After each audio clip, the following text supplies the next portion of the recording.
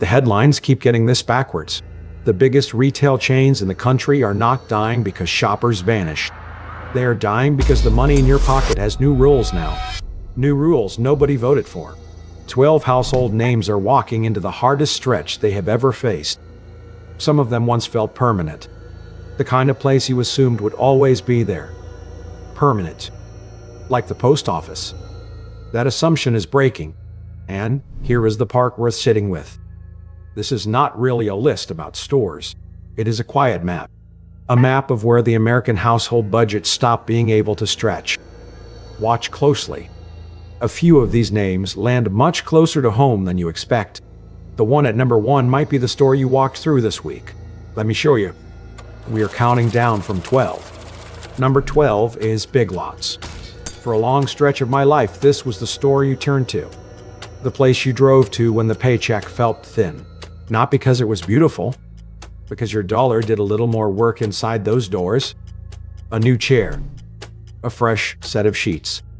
Some small thing that made the apartment feel like a home. That is why this one matters more than it looks. The trouble here is not about one chain stumbling. It is about what families quietly stopped buying. Rent climbs. Groceries climb. The insurance bill climbs. And the stuff on the someday shelf just slides off the list. That is a brutal spot for Big Lots to stand. This brand was engineered for hard times. It was built to win when wallets got tight. But the script flipped. Even the bargain aisle was under the squeeze now. Public restructuring filings show the company wrestling billions of dollars in debt. It has pulled back operations at stores all over the map. The louder signal comes from the register. A lot of people stopped believing the deal was a deal. They hold up the tag. They picture the same item at Walmart, at Costco, on their phone. And the savings they remembered are not there. You can feel it on the floor. Thinner shelves. Fewer faces and vests. A trip that does not match the memory. For a discount brand, that wound does not close. Big Lots was never only selling furniture. It was selling a promise, the promise that a tight budget could still build a comfortable life. When that promise gets shaky, nothing else holds. And here is the quiet part. The people hit hardest by a fading discount store have the least room to spare. They were not shopping there for fun. They were shopping there to make the month work. So when the bargain stops feeling like a bargain, it is not a small disappointment. It is one more door closing on a budget that already had too few doors left open. So that is where we begin, and it is no accident. This story belongs to far more people than the ones who shop there. Even the places built to help us save are getting harder to lean on. That thread runs straight into the next name. Here the cut gets more personal. Number 11 is Joann. There's one honest difference between Joann and almost everything else here. Nobody truly has to buy yarn this week. You need groceries. You need your prescription. Fabric and craft thread sit in a different bucket, and that bucket empties first. For generations, this was the place you grabbed holiday decorations, where you stitched a quilt for a grandchild, where you finally gave a weekend to a hobby you loved. Joann was never just selling fabric. It was selling the act of making something with your own hands. So when the belt tightens, the squeeze shows up here early. People do not stop loving the craft. The other bills simply shout louder. And let me say this plainly. When people cut the small joys they keep for themselves, something is already broken. The strain runs deeper than they admit. Joann felt every bit of that. The company once ran more than 800 stores coast to coast. After years of softening sales and a rising debt load, it filed for Chapter 11 protection. Then it tried to rebuild from inside bankruptcy. But debt is only the part you see in a filing. There is a quieter cause underneath, and a lot of you named it in the comments before I could. A company gets bought. It gets buried under borrowed money it never asked for. It gets hollowed out from the middle while the service and the quality thin. You watch the shelves get sparser. You watch the staff get stretched. And you wonder where the money went. It did not vanish. It went to feed a mountain of debt loaded on from the outside. On top of that, the craft world moved online. Amazon and Etsy drop yarn at your door in days. The competition has never been fiercer. And longtime customers noticed. Emptier aisles, a narrower selection, a little less magic. Not everywhere. but enough to chip away at the one thing Joann had. There's something heavier hiding here too. When a fabric store closes in a small town, it is not just a store. It is the only place within an hour where a quilter found her thread, where a sewing circle met, where a hobby that held a community together had a home. Big Lots was families pulling back on the house. Joanna's family's pulling back on the parts of life that made the week feel like living. Hold on to that idea of losing the reason to walk in. The next one lives there completely. Number 10 is Foot Locker. Losing customers is painful. This is worse. Foot Locker is losing the reason anyone needed it at all. For years, the engine here was Nike. The hyped drops. The launches people lined up for. A huge slice of the revenue, all riding on one relationship. Then, Nike rewrote its own playbook. Instead of leaning on retail partners, it pushed hard to sell straight to you. Its website, its apps, its own stores, and that is when the floor got slippery. If the shoe sits one tap away on Nike's own page, why make the trip at all? That is a question no retailer once asked out loud.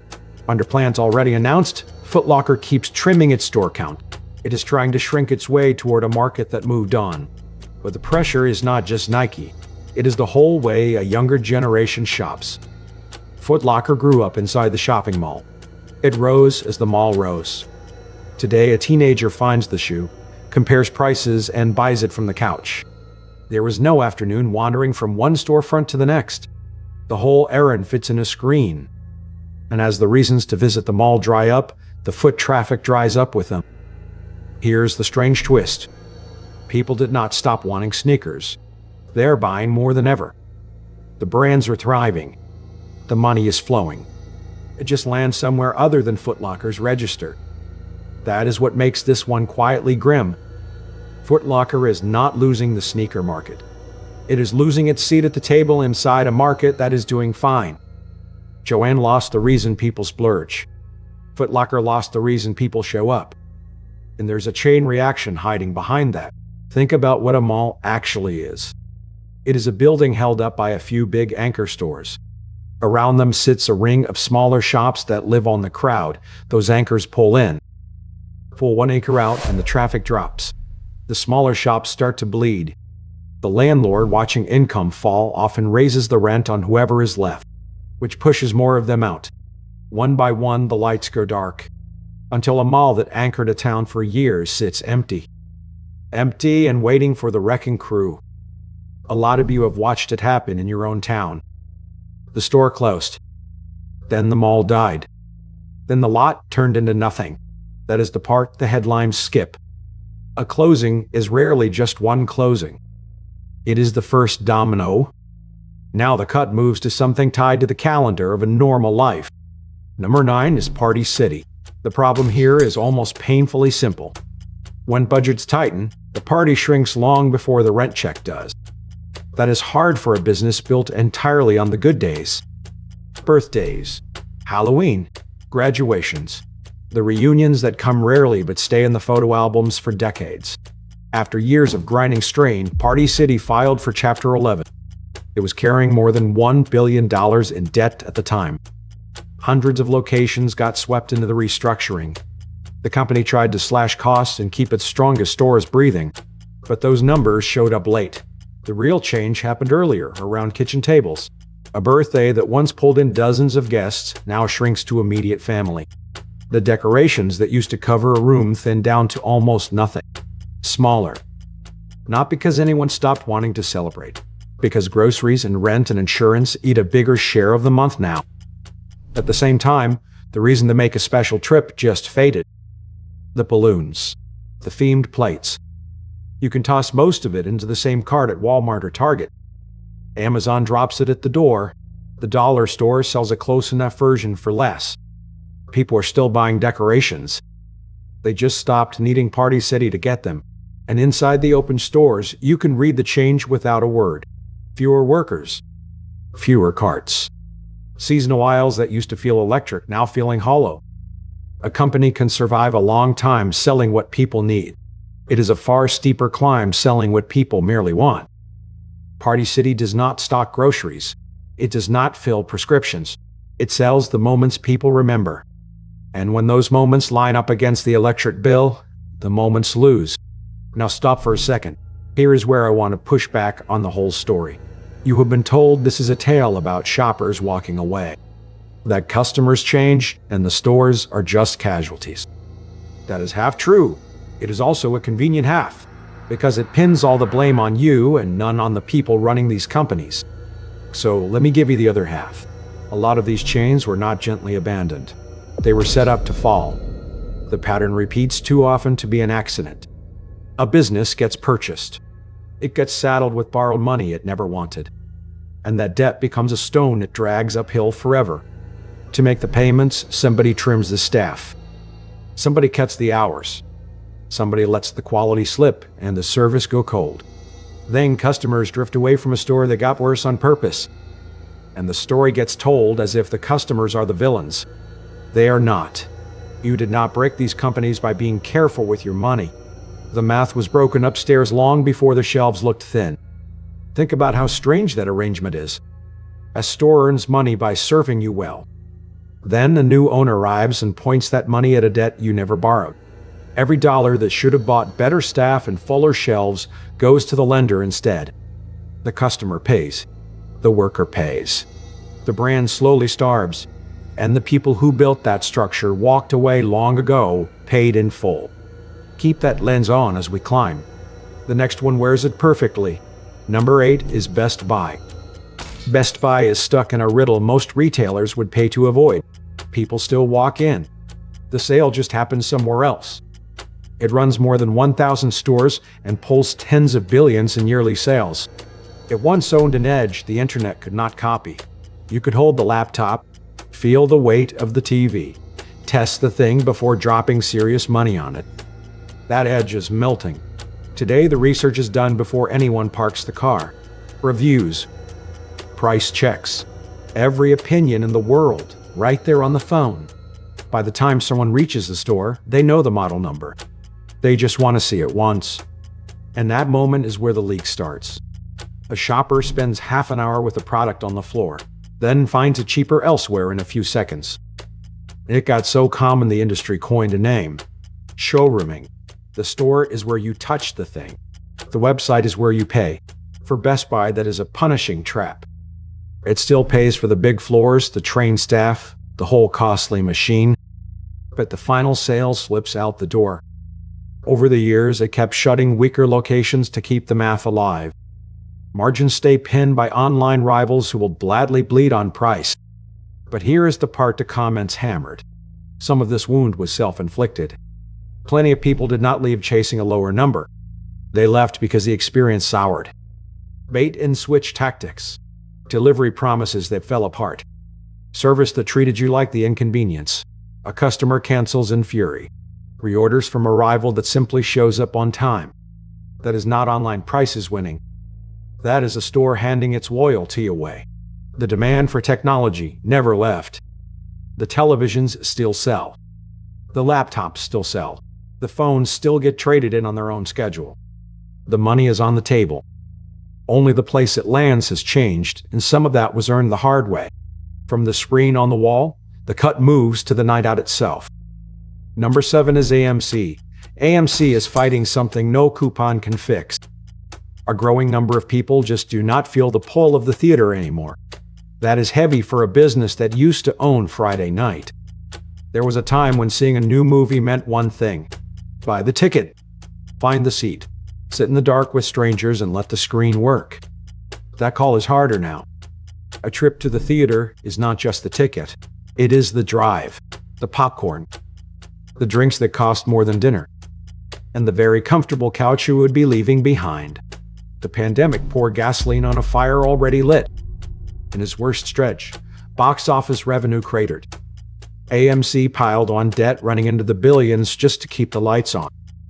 The crowds came back, but only partway. A movie now has to feel like an event to pull anyone off the sofa. That is why the giant blockbusters still pack the house. Meanwhile, half the other showings play to a handful of lonely seats. And there was a louder complaint under the data.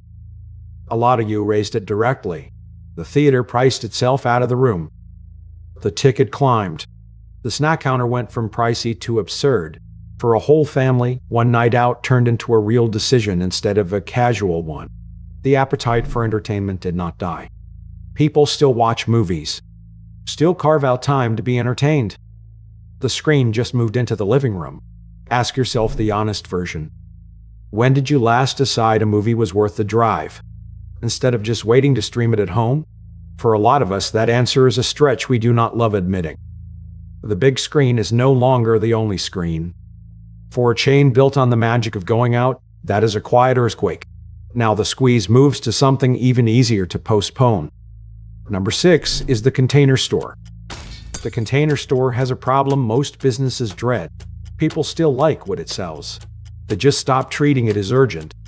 With more than 100 stores around the country, this chain ran on a simple, almost soothing promise.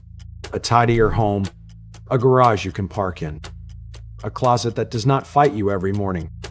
None of it changes your life overnight. All of it makes the days run smoother. And that is exactly why it gets cut first. Nobody wakes up sure they need another storage bin this morning. The grocery run wins. The rent wins. The insurance premium wins. Almost every other line on the budget wins. In recent years, the company faced real financial pressure. It chased restructuring just to steady itself. But the filing is only the last page. The story starts inside people's houses. The garage project gets bumped to next month. The plan to redo the pantry gets pushed to someday. A few $100s gets quietly held back for a bill that cannot wait. Each choice feels tiny on its own. Multiply it across millions of homes and the picture turns brutal. The pressure comes from another angle too. The clever products that once made this place special are everywhere now. Walmart, Target, Amazon, even the discount chains. The distance between specialty and good enough is closing fast. The Container Store does not sell groceries. It does not fill prescriptions. It sells the feeling that your life is finally under control. And when every dollar is already claimed by the bills, that feeling learns to wait. From the home that has to wait, the cut turns to the closet that fell behind. Number 5 is Express. Express is living the nightmare every fashion brand fears most. The world kept moving. They stayed still. After years of strain, Express filed for Chapter 11 and shut dozens of locations during its restructuring. This was a brand that once ran north of 500 stores across the continent. That is no small cut, but the closures are the ending. The beginning is a change in how people dress. Express built its name on the office uniform of a certain era. The sharp dress shirt, the slim modern suit, a look that fit the 2000s and the 2010s like a glove. Then the dress code dissolved. Workplaces went casual. Remote work spread. The suit got optional, then rare. And at the same time, trends started arriving and dying faster than ever. A style can blow up online in days and feel stale in weeks. Brands like Zara and Shein learned to sprint at that pace. Express did not. When a trend lands, its old machine needs months. Months to design, make, and ship the clothes to the floor. By the time the racks fill, the crowd has chased something new. So the inventory piles up. The markdowns multiply. The clearance signs go up. The stores stay roomy and stocked. But the spark that made you buy on the spot is gone. Clothes are still selling. People still want to look good. The fashion dollar is still being spent. Fewer and fewer people spend it here. Now the cut climbs into the part of retail that once felt untouchable. Number 4 is Nordstrom. Nordstrom is facing a reality almost nobody saw coming. The shoppers who once lost whole afternoons in a high-end store are showing up less. Less and less every year. Not because the money ran out, because the way they shop changed underneath them. Across a long run of years, Nordstrom stood as one of the great symbols of the American department store. That used to be a powerful place to stand. It is not the fortress it once was. After years of falling sales and rising costs, Nordstrom closed multiple large locations. It pulled back operations and walked away from certain markets to protect what profit remained. But those moves came after a habit had already died. More and more affluent shoppers now buy straight from the brands they love. A few minutes. A few taps. Done. No drive to the mall. No afternoon surrendered to browsing. People are still buying the same beautiful things. They just stopped seeing why a department store had to sit in the middle of it. Convenience beat the ritual. And inside the stores you can feel it. The broad aisles have not moved an inch. The beauty counters still gleam under the lights. The crowds just are not what they were. Nordstrom is not losing rich customers. It is not losing demand. It is losing its spot in the journey. The moment in the day where it used to belong. From the luxury floor, the cut drops to the most ordinary errand of all. Number 3 is CVS. CVS is dealing with something the financial reports cannot capture. Things that used to take a few minutes now stretch into half an hour. In recent years, the chain moved to shut roughly 900 of its stores nationwide. Picture that. That is a serious number for a pharmacy that serves millions every week. The need for healthcare did not shrink. Medications still sell. Prescriptions still get written.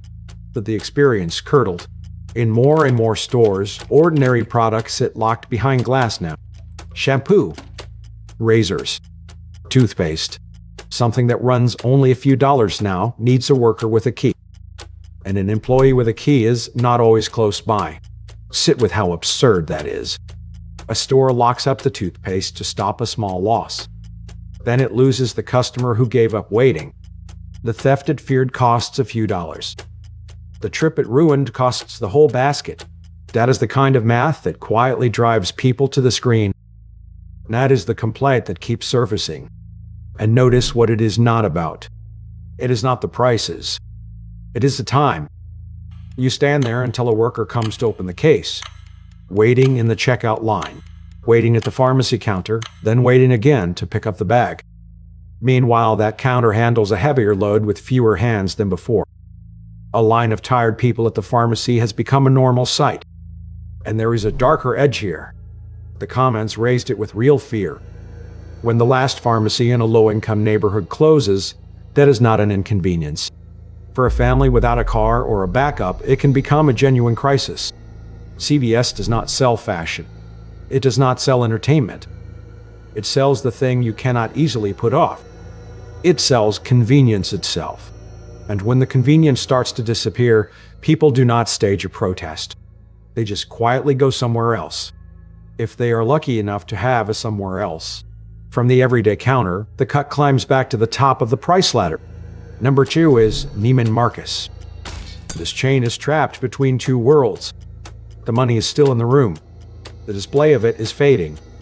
After years of restructuring, the company kept shrinking its store count, all while dragging billions of dollars in debt.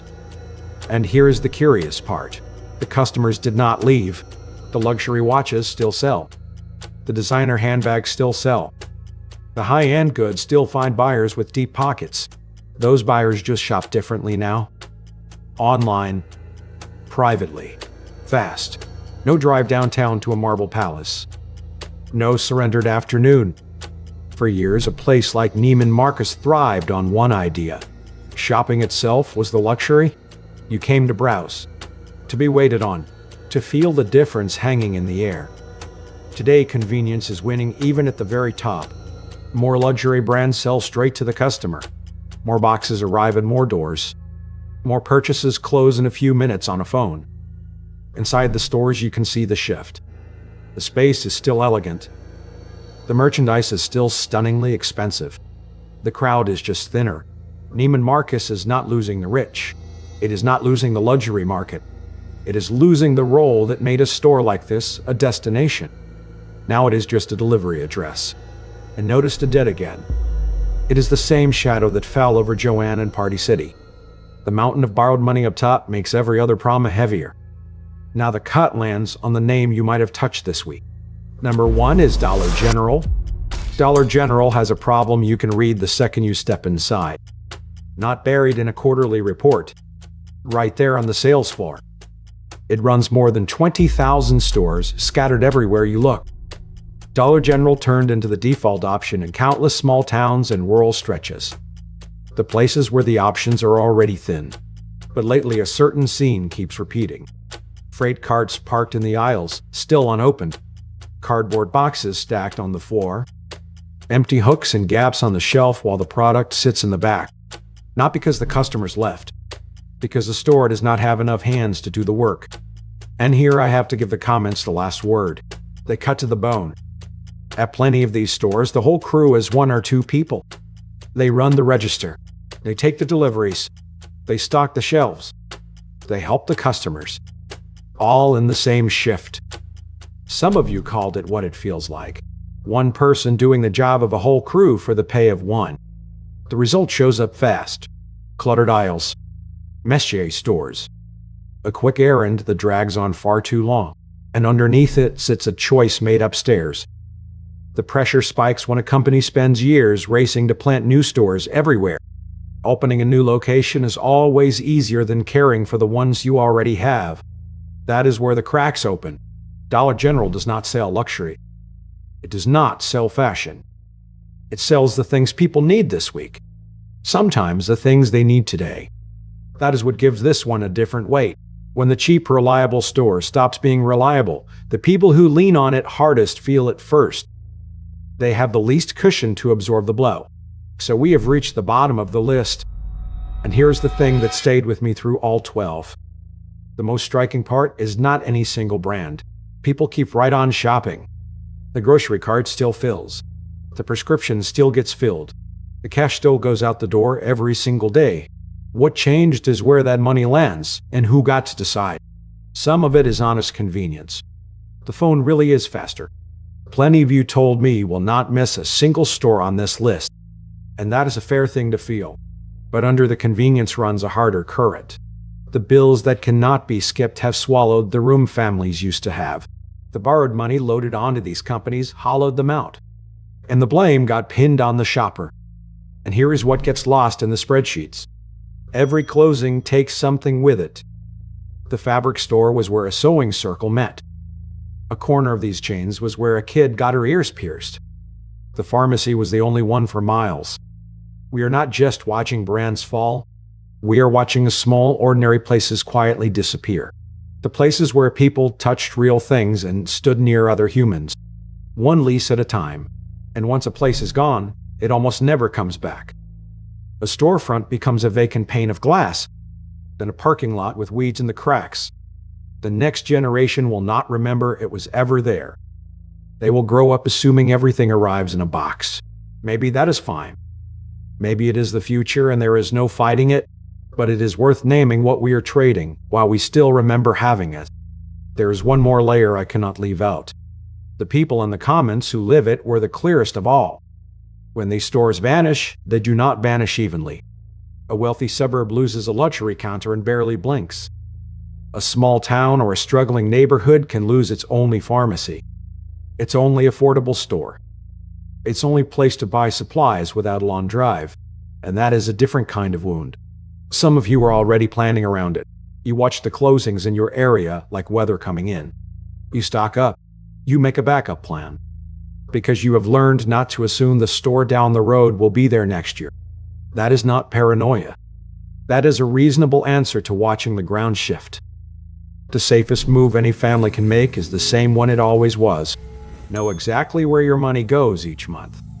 Protect the room in your budget before the bills swallow it. And do not let anyone tell you this is your fault for being careful. So I will leave the question with you. Out of these 12 names, which one hit closest to home? And in your own town, which one has shifted the most? The store whose slow decline you can watch with your own eyes? Tell me in the comments. The real stories you share are exactly what shapes the next one of these I make. Because the map of where our money goes is still being drawn. And you are the ones living on it.